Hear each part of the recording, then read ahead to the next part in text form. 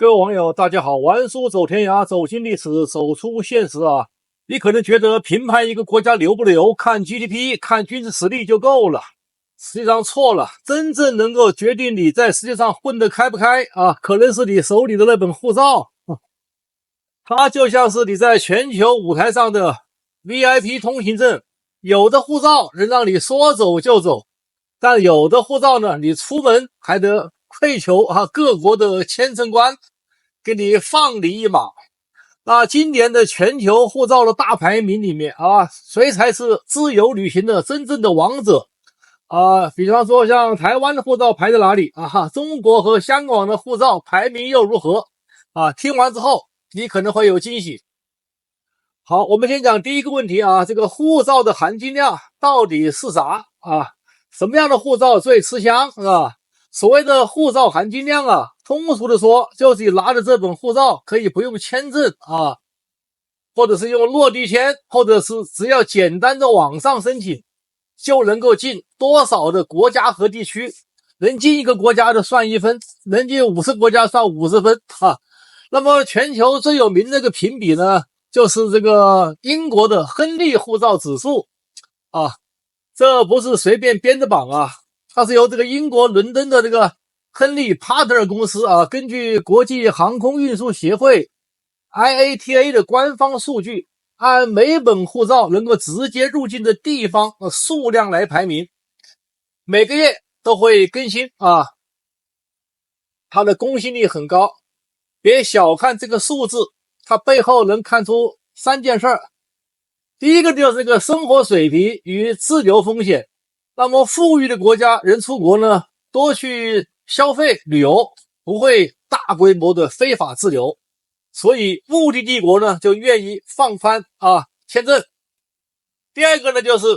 公民国民的素质与守法的记录。如果游客在海外普遍的这个守规矩，那么免签国就会愿意长期的这个合作。第三个就是外交关系的背书。那么一个国家政治稳定、外交中立的国家，那更容易谈成免签的协议。好，我们下面来看看第二个问题就是2025年这个护照排名榜怎么样跟大家说一下亚洲护照逆袭全世界。根据2025年7月份那个亨利护照的排名亚洲国家不再是追赶者，而是直接占领了榜首。第一名新加坡，可免签193个国家和地区我后面就是看到他那个表全球第一稳如泰山。新加坡的经济外交稳定性全拉满了那么并列第二就是日本和韩国，两国都保持了超高的国际信任度。而欧洲老牌强国虽然还在前列，但已经不是榜首的常客了榜首就是新加坡、日本、韩国。那么这背后反映出一个趋势，就是过去西方主导的国际旅行的这个鄙视链，现在正在被亚洲国家打破。我们再来看一看老牌强国的掉队你可能没想到美国和英国在这个榜单上的表现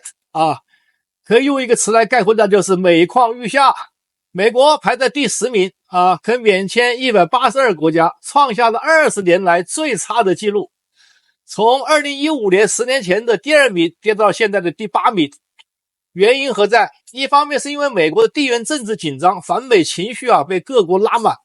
另外一方面就是签证谈判的停滞。我们再看看英国，排名第6名，10年前它可是全球第一。加拿大玩书的国家也跌了4位，从第4名降到了第8名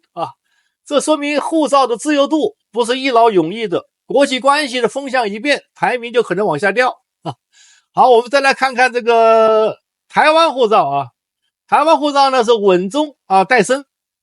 台湾这次呢排在第32名比去年的33进了1名可免签138个国家和地区那高于这个中国大陆、印度和泰国的这个周边国家。那么中国大陆呢排在第58名有83国免签进步还是很快的。10年里从第94名飙到了第58名，从这个下游搞到了中游。香港呢还是位于前列吧，第16名，可免签170个国家。而印度呢还在中游76名， 58个国家免签。那么值得注意的是呢，台湾的138个免签呢，其实还有不少是这个电子旅行授权，比方说它跟加拿大、澳大利亚，这种方式呢，它不能完全算是这个统计数据里面的，但是也成本也比较低，手续很方便，电子签啊。所以如果把这些便利度一起加起来的话，那么台湾的护照的通行力差不多可以对标免签160国的这样一个水平。这也意味着台湾人在国际出行上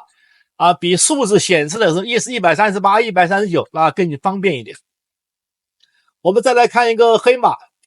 在今年的榜单里面呢，最让人惊讶是2个黑马，就一个是阿联酋，一个就是印度了。阿联酋呢，从过去的10多年间默默不闻从中等排名直接冲到了第8名，免签186国它的秘诀就是疯狂搞外交签这个免签协议。而印度呢，虽然目前还在中游排的76位，但增长还是比较快的。主要是靠这个南亚非洲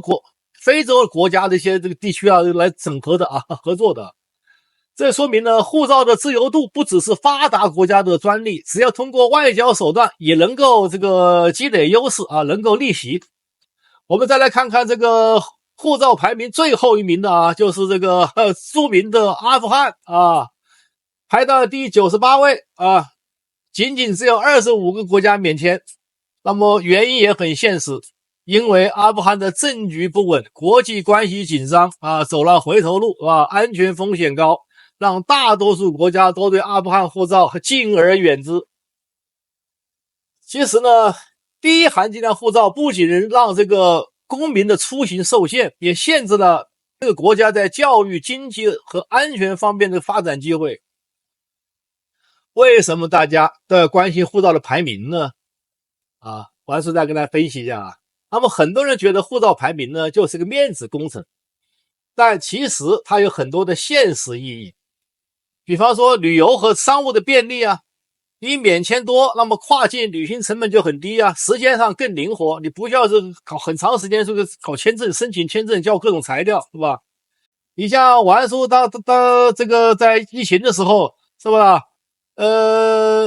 回中国那里还要拿签证，对不对？我认识很多朋友在加拿大有了这个中国的多次往返签证，那个疫情封控，那不让